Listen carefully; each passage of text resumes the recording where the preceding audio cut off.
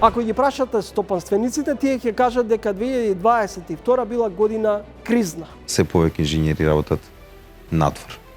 Тоа ако го разгледуваме од економски аспект, во голема мера ќе влие и на економскиот развој на државата.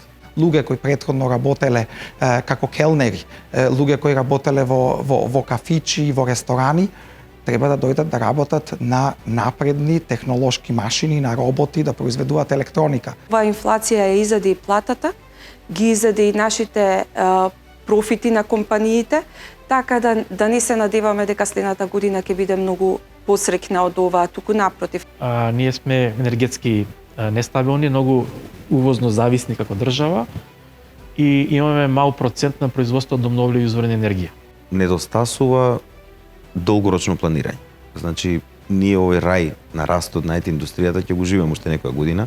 Јас сметам дека бирократијата постои, но би рекол дека корупцијата во делот на странските инвеститори од овој вид не е присутна. Да, ние треба да ја подобриме енергетиката во Македонија, но можеме да ја подобриме само ако енергетиката ја водат луѓе кои што ја разбират енергетиката и стручни лица. Како би го портретирале искусниот и добар политичар? Политичар кој што нема да биде популист. Политичар ќе оставам тоа за некои што имаат повеќе знаење или искуство на таа тема. О, многу тешко прашање. Гледајте Трилинг вечерва 20 часот и 45 минути.